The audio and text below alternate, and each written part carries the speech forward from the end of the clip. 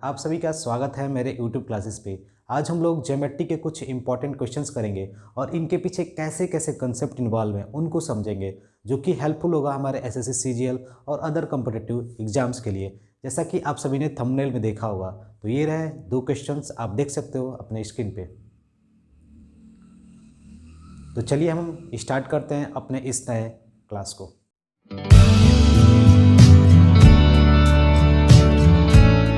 देखिए पहला क्वेश्चन क्या है, यहाँ पर एक सर्कल है, ठीक है, और उस सर्कल में आपका यहाँ पर ये ए बी नाम का एक कार्ड है और ये ए डी नाम का कार्ड है और ये ए सी नाम का एक कार्ड है और ये ए बी यहाँ पे 30 और यहाँ पे 30 बना रहा है, ठीक है, दिख रहा है।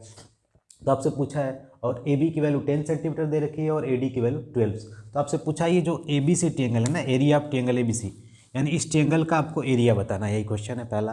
और दूसरे क्वेश्चन में आप देख रहे हो कि एक सर्कल है, उस सर्कल पे एक रेक्टेंगल है पी क्यू आर एस, ठीक है, और इस पी क्यू आर एस में एन बी नाम का एक कार्ड है जिसकी लंबाई 10 सेंटीमीटर है। तो आपसे पूछा है इस नीचे वाले पोर्शन का एरिया क्या होगा, और ए बी क्या है, डायमीटर है, ठीक है, इस बात को याद रखिएगा, A B is a diameter, ठीक है, A B is a diameter. तो चलते हैं हम अपने इस पहले क्वेश्चन पे। तो देखो इसमें अप्रोच क्या होगा, आपको एरिया मालूम करना है। तो आपको एरिया मालूम करना है तो एरिया कैसे निकलता है किसी ट्रायंगल का। अगर मान लो आपके पास कोई ट्रायंगल है ऐसे, ठीक है, और इसमें 2 साइड हमें दी हुई है और बीच का एंगल दिया हुआ है, तो इसका एरिया के लिए क्या फार्मूला होता है, आप पढ़े भी होगे, half A B sine theta. यानी इस कंसेप्ट का यहाँ पर यूज होना बहुत ज़रूरी है, ठीक है, क्योंकि बी साइन थीटा, अगर मान लो मैं बी साइन थीटा बोलता हूँ तो बी साइन थीटा का मतलब क्या होता है, जस्ट परपेंडिकुलर, ठीक है, क्योंकि अगर आप बी के सामने देखोगे तो ये जो परपेंडिकुलर है ना, ये बी साइन थीटा कहलाएगा। तो ये हाइट की तरह काम करेगा, मेरा हाइट की तरह, तो हाफ बेस ए इंटू हाइट। बातें क्लियर। तो इस ट्रायंगल का एरिया हाफ है बी साइन थीटा। तो हमारा जो पर्पज होगा कि हम इस साइड को निकालें, यानी ए सी को निकालें और हाफ है बी साइन थीटा का यूज करके अपने इस क्वेश्चन को सॉल्व कर लें, ठीक है। तो लेकिन अब ए सी कैसे निकलेगा, ये कॉम्प्लेक्सिटी बढ़ जाती है। तो हम बहुत सी चीज़ सोचेंगे कि इसमें अगर मैं यहाँ पर 30 डिग्री है और ये बी सी उसके सामने वाला साइड है, तो एक ट्रायंगल का फॉर्मेशन ये हो रहा है। तो इस प्रकार हम एक यहाँ पे भी ट्रायंगल ऐसे बना सकते हैं, ठीक है, एक ट्रायंगल हमने ऐसे भी बना दिया है, यानी सी डी। तो आप देखोगे कि जब ये 30 बना रहा है तो 30 कौन बना रहा है, आपका ये बना रहा है, ठीक है। तो यहाँ पर एक कुछ तरीके हो जाएंगे जो कि आप पढ़े होंगे कि ये आपका जो आर्क है, यानी बी सी जो आर्क है, यहाँ पे 30 बना रहा है, तो यही ये आर्क, यानी ये बी सी आर्क ही आपका इस पोर्शन पे कितना एंगल बनाएगा। तो आप ध्यान से देखोगे तो ये 30 बनाएगा, कितना बनाएगा, 30, कितना बनाएगा, 30। और किसके हेल्प से बनाएगा, इस लाइन के हेल्प से, ठीक है, यही जो लाइन हम खींचे तभी सी डी, ठीक है, इस लाइन के हेल्प से ये क्या बनाएगा, 30 बनाएगा आपका, ठीक है। तो यहाँ तक ये पॉइंट्स आपको क्लियर हो गया होगा। मैंने क्यों ऐसा किया, क्योंकि अभी मुझे कुछ कंसेप्ट समझ में आएगा जो रियलाइज़ करेंगे हम लोग, ठीक है। ये 30 डिग्री यहाँ पर बनाएगा, कैसे बनाएगा, क्योंकि आप पढ़ चुके हो सर्कल के जो आर्क्स होते हैं, ठीक है। जैसे मान लो कि आपका ये सर्कल्स है, ठीक है, ये आर्क है, तो ये आर्क अगर यहाँ पे कुछ एंगल बना रहा है तो यही आर्क यहाँ पे भी क्या बनाएगा, सेम एंगल बनाएगा, थीटा थीटा। बातें क्लियर, ठीक है। तो कहीं भी वही कंसेप्ट का नहीं इन्वॉल्व किया, बी सी यहाँ पर 30, तो यहाँ पे भी क्या होगा, 30। इसी प्रकार जो ये आपका ए डी वाला सी डी आर्क है ना, सी से डी, यानी ये आर्क, ये यहाँ पे 30 बना रहा है, तो यही सी डी यहाँ पे भी क्या बनाएगा, आपका 30 बनाएगा, क्या बनाएगा, ये 30 डिग्री बनाएगा, देख सकते हो आप। तो इस प्रकार आप ध्यान से देखोगे तो ये जो नीचे एक पैटर्न बना है बी सी डी, यानी एक ट्रायंगल बन गया बी सी डी। ऐसे आप ध्यान से देखोगे तो एक ट्रायंगल बन गया आपका बी सी डी। तो बी सी डी ट्रायंगल में क्या होगा कि ये 30 डिग्री और ये 30 डिग्री है, इसका मतलब बी सी इक्वल टू क्या हो गया, C D, B C equal to C D हमने बोल दिया। क्यों B C equal to C D, क्योंकि उनके सामने का एंगल 30 है। 30 डिग्री क्यों आया, इसका पर्पज़ क्या था हमारा, ये वाला कंसेप्ट, यानी ये जो आर्क है यहाँ पे 30 बना रहा है, तो यही आर्क यहाँ पे भी क्या बनाएगा, 30 ही बनाएगा, ठीक है। तो B C equal to C D, यहाँ तक क्लियर। अब बात आती है कि अब इस लेंथ को कैसे निकालेंगे। तो हमने तो ये बोल दिया ना, इस ट्रायंगल में ये बी सी और ये सी डी क्या है, आपस में इक्वल है, आपस में इक्वल है, और ये लेंथ एक आपका दिख रहा है, ये क्या है आपका एक कॉमन है, ठीक है। तो लेकिन यहाँ पर आप सोचोगे कि दोनों ट्रायंगल क्या सिमिलर है, तो सिमिलर नहीं है, ठीक है, सिमिलर नहीं है, ठीक है, क्योंकि ये लेंथ इससे इक्वल है लेकिन ये वाला इससे इक्वल नहीं है, सिमिलर नहीं है। तो यहाँ पर कोसाइन का फार्मूला यूज करेंगे। कोसाइन का मतलब देखो, यहाँ पर cos 30 होगा और उसके सामने का ये साइड बी सी हम निकालेंगे, ठीक है, फिर यहाँ पे cos 30, तो फिर उसके सामने का हम सी डी निकालेंगे। उसके हेल्प से हम देखेंगे कि सी डी तो बी सी के बराबर है, तो उसका हम यूज करेंगे कोसाइन फार्मूले की हेल्प से, ठीक है। तो कोसाइन फार्मूला क्या होता है उसको भी हम समझ लेते हैं। देखिए जब भी कोई ट्रायंगल हो, उस ट्रायंगल में यहाँ पर थीटा बन रहा हो और ये साइड ए हो और ये साइड बी हो और ये साइड सी हो, ठीक है। तो अगर मुझे सी स्क्वायर निकालना है, ठीक है, तो सी स्क्वायर निकालने के लिए मुझे A square plus B square minus 2ab cos theta करना पड़ेगा, ठीक है। इसी प्रकार अगर मान लो यहाँ पे ए होता है तो आप यहाँ पे ए स्क्वायर लिखते हैं, बी स्क्वायर प्लस सी स्क्वायर माइनस 2bc, ये जो ए और बी है ना यहाँ पे मल्टीप्लाई हो जाते हैं और ए और बी के बीच का एंगल थीटा। अगर यहाँ पर बी होता सी होता तो बी और सी के एंगल, यहाँ पर बी और सी लिखते हैं और थीटा, ठीक है। तो आप पढ़े हुए कोसाइन फार्मूला, उस फार्मूले का हम यूज करेंगे। तो हमारा पर्पज क्या है, पहले हम बी सी स्क्वायर निकालें, ठीक है। तो बी सी स्क्वायर क्या होगा आपका, B C square equal to क्या होगा आपका, A B square plus A C square minus 2ab into A C cos theta. बातें क्लियर, ठीक है। तो ए बी स्क्वायर में कितना है 100 प्लस ए सी स्क्वायर नहीं मालूम है, मान लेते हैं ये लेंथ कितनी है आपकी x, ठीक है। आपको x मान लीजिएगा ये पूरा ऊपर तक, ठीक है। ए सी की value X square minus 2ab, A B की वैल्यू 10 इंटू ए सी और कास 30 की वैल्यू क्या होती है √3/2, ठीक है। यहाँ तक बातें क्लियर। ये आपको बस पॉइंट समझना है कि हम कैसे करेंगे। हमने ये कोसाइन फार्मूला लगाया। इसी प्रकार आप सी डी स्क्वायर भी निकाल सकते हो, सी डी स्क्वायर, तो वो क्या हो जाएगा आपका ए सी स्क्वायर यानी एक्स स्क्वायर, डायरेक्ट मैं लिख रहा हूँ। फिर ये वाला side 12 square minus 2a into 12 x into 12 cos 30 की वैल्यू क्या होगी √3/2, ठीक है। इस फार्मूले का मैंने हेल्प लिया, ठीक है। आप समझ रहे हो ये फार्मूला कहाँ से आया, इसका प्रूफ भी होता है कोसाइन फार्मूले का, ठीक है। आप देख सकते हो, बहुत से आपको गूगल पर मिल जाएंगे, ठीक है। तो यहाँ पर ये रहा आपका, ठीक है।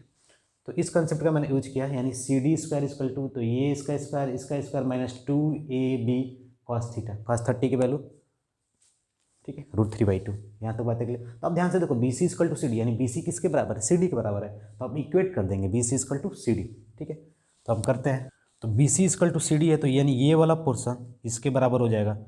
तो 100 plus x square minus 10x√3, क्योंकि 2 से 2 क्या होगा आपका कैंसिल हो जाएगा, 10x√3 equal to X square plus 144।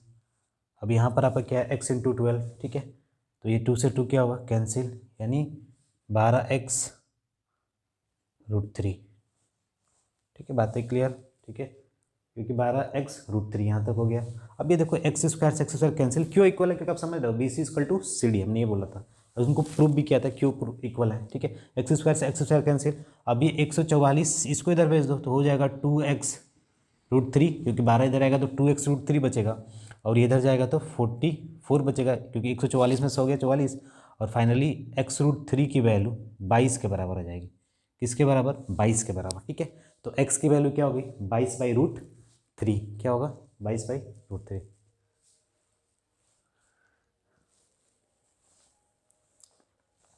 तो ये जो लेंथ आ गई ना, ये क्या आ गई 22/√3। आप चेक कर सकते हो, ये 2 से कट जाएगा और x की वैल्यू 22/√3, यानी पूरी वैल्यू कितनी है 22/√3 के बराबर है, ठीक है। x की वैल्यू 22/√3 आ गई, तो अब मेरा काम आसान हो गया, क्योंकि एरिया बताना था ना। तो एरिया देखो, मुझे इसका इस ट्रायंगल का ए बी सी, तो मैंने कंसेप्ट बताया था half A B sine theta, तो यहाँ पर पुट कर देंगे हाफ ए की जगह पर 10 और बी की जगह पर 22/√3 और साइन 30 की वैल्यू 1/2, साइन 0 साइन 30 की वैल्यू 1/2, ठीक है। अब ये 5 बार में, ये 11 बार में, ठीक है। तो ये 55/√3, ठीक है। इसी प्रकार अगले दिन आपसे इसका भी एरिया पूछ सकता था, तो आप उसको भी सॉल्व कर सकते हो, ठीक है। बातें क्लियर। अब चलते हैं हम अपने नेक्स्ट क्वेश्चन पे। तो इसमें जो भी कंसेप्ट थे वो कंसेप्ट क्या था, आपको कोसाइंस फार्मूले आने चाहिए, आपको ट्रायंगल का एरिया कैसे मालूम करते हैं, जब उनका 2 साइड दिया और उनके बीच का एंगल हो थीटा हो, तो half A B sine theta, और कुछ सर्कल के थ्योरम्स जो कि हमारे हेल्पफुल हुए, क्योंकि ये यहाँ पर थीटा बना रहा है तो ये भी यहाँ पे क्या बनाएगा थीटा 30 डिग्री। तो कुछ बेसिक कंसेप्ट हर जगह से इन्वॉल्व होते हैं, ठीक है। अब चलते हैं नेक्स्ट क्वेश्चन में।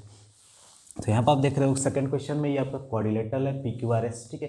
ए बी क्या है डायमीटर और BN एक कार्ड है, ठीक है। BN की वैल्यू 10 सेंटीमीटर। आपसे बोला है कि नीचे वाले पोर्शन का एरिया क्या होगा, तो आप थोड़ा ध्यान से देखोगे तो यहाँ पर कुछ सिमिलरिटी दिख रहा है। क्यों, क्योंकि देखो ये जो आपका रेक्टेंगल है ना, ये रेक्टेंगल इससे टच किया है और ये रेक्टेंगल का बेस इससे टच किया है, यानी ये 2 लाइंस तो आपस में पैरेलल ही होंगे, क्योंकि रेक्टेंगल का कंसेप्ट आपको आता है। क्योंकि आप समझ रहे हो कि रेक्टेंगल एक क्वाड्रिलेटरल है, इसमें सभी एंगल 90 डिग्री के होते हैं और सभी साइड्स, सभी नहीं, सामने वाले साइड आपस में इक्वल होते हैं। ये ए का है तो ये ए का, ये बी का है तो ये बी का, और ये इससे पैरेलल और ये इससे पैरेलल, और सभी एंगल 90 के होते हैं। तो यानी ये वाला लाइन इससे पैरेलल है। ओके, तो ये बीच में क्या आपका एक डायमीटर है जो कि सेंटर से होता हुआ गुजरेगा। तो ये डायमीटर क्या करेगा कि इसके पैरेलल हो जाएगा। ठीक है, अब कैसे पैरेलल होगा आप थोड़ा ध्यान दोगे,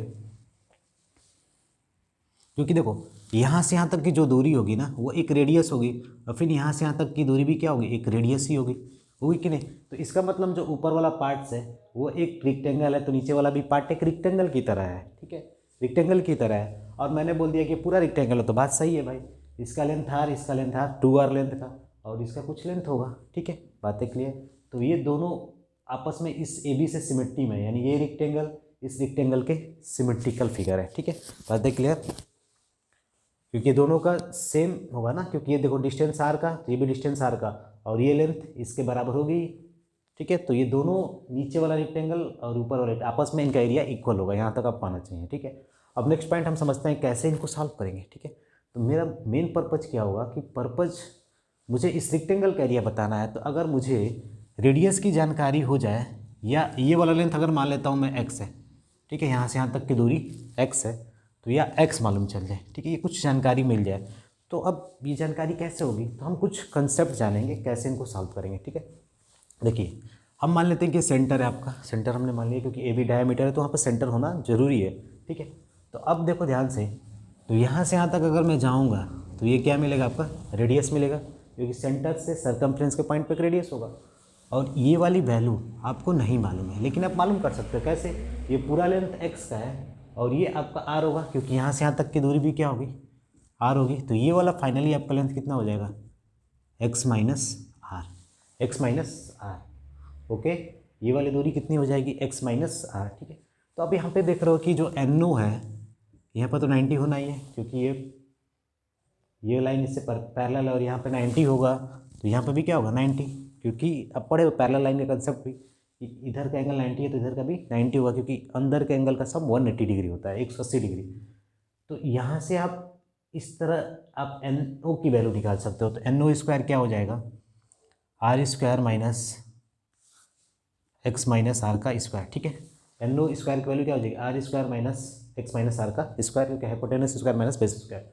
अब इस NO की वैल्यू एक और तरीके से निकाल सकते हैं। ये पूरी वैल्यू कितनी है 10, और ये पूरी वैल्यू कितनी होगी, ध्यान से देखिएगा, ये पूरी वैल्यू x की होगी, क्योंकि यहाँ से यहाँ तक की दूरी क्या होगी x, क्योंकि देखो ये पूरा x है, तो ये भी क्या होगा आपका x ही होना है। ठीक है, तो हम यहाँ पर कर देंगे एक बार और, NO square equal to 10 square minus X square. ठीक है, क्योंकि 10 देखो हाइपोटेनस होगा ऐसे एक बड़े वाले ट्रायंगल में, एक बार छोटे ट्रायंगल में, तो दोनों NO स्क्वायर क्या है, इक्वल है। जब इक्वल है तो हम क्या बोलेंगे फाइनली, आर स्क्वायर माइनस, इसको ब्रेक कर देते हैं, ए स्क्वायर प्लस प्लस का माइनस हो जाएगा क्योंकि साइन चेंज हो ब्रैकेट में है, A square plus B square plus 2rx equal to 100 minus X square. ठीक है, दोनों को मैंने इक्वेट कर दिया, बातें क्लियर।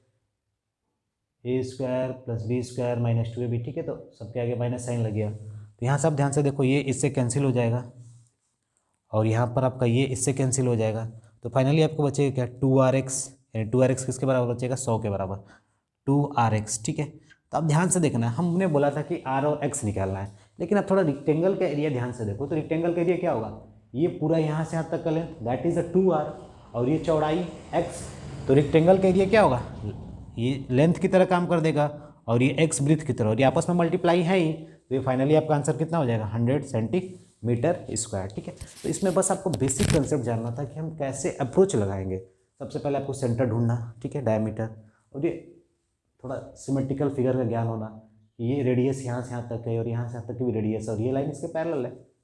ठीक है, क्योंकि आप जानते हो अगर ये सेंटर है तो ये सेंटर इस पर कितना डालेगा 90 डिग्री डालेगा। ठीक है, तो ये इसके पैरेलल हो गया, बातें क्लियर। ठीक है, तो इसी प्रकार हमने अप्रोच लगाया और इस रेक्टेंगल का एरिया फाइंड आउट कर लिया। ठीक है, तो इसके पीछे बेसिक कंसेप्ट क्या था कि आपको रेक्टेंगल के बारे में अच्छी जानकारी होनी चाहिए, और सर्कल में पाइथागोरस थ्योरम यहाँ पे यूज हुआ। ठीक है, और बेसिक बस कैलकुलेशन था। तो आपने इतना समझा, मिलते हैं अगले क्लास में, तब तक के लिए धन्यवाद। अगर आपने मेरे इस चैनल को सब्सक्राइब नहीं किया है तो एक बार सब्सक्राइब ज़रूर करें लेटेस्ट वीडियो देखने के लिए।